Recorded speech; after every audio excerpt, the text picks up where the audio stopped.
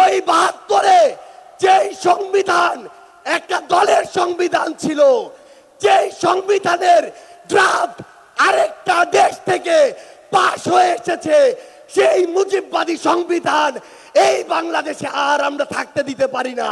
২০০ বছরের ব্রিটিশ উপনিবেশিক শাসন থেকে নতুন আরেক যুগে এসেছিলাম, কিন্তু অধিকার পাইনি। ২৩ বছরের পাকিস্তান আমলে ছিলাম, অধিকার পাইনি। ৫৪ বছরের স্বাধীন বাংলাদেশে ছিলাম, অধিকার পাইনি।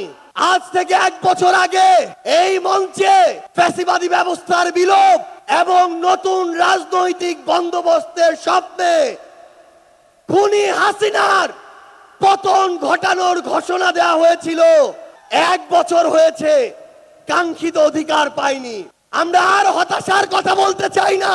আগামীর বাংলাদেশে আমরা যে অধিকারগুলো পেতে চাই, যেভাবে বাংলাদেশকে দেখতে চাই, আমরা সেগুলো এই মঞ্চ থেকে বলতে এসেছি।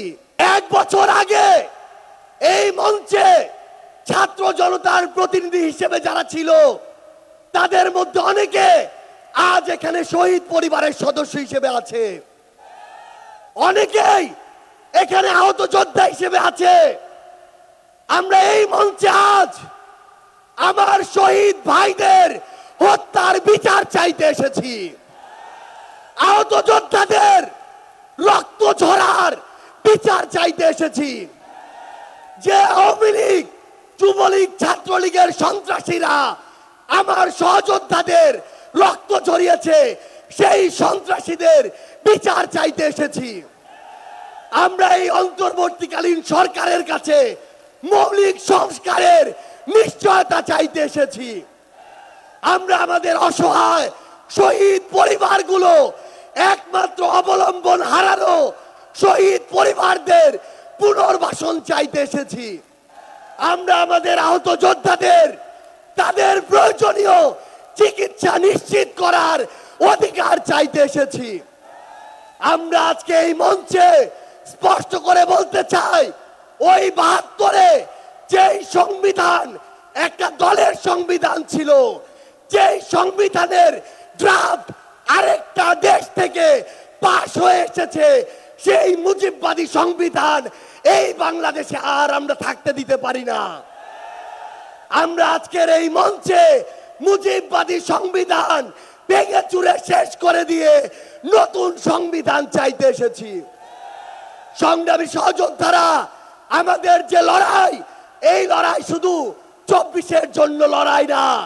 ওই ২০০৯ সালে বিডিআর পরিকল্পিত হত্যাকাণ্ডে যাদের হত্যা করা হয়েছে, তার পিছনের প্রত্যেক কুশলীদের সর্বোচ্চ শাস্তি চাওয়ার জন্য আজকে আমরা এই মঞ্চে এসে হাজির হয়েছি।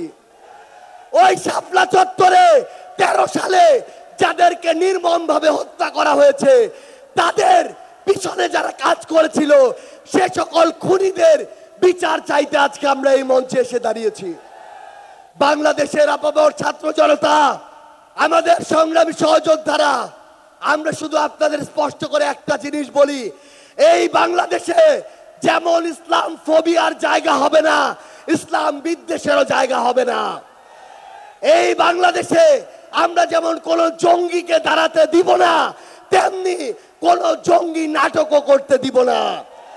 এই বাংলাদেশে সিভিল সোসাইটি নামের কোন দালালকে আর ক্ষমতার চাটুকারিতা করে পার পেতে আমরা দিব না।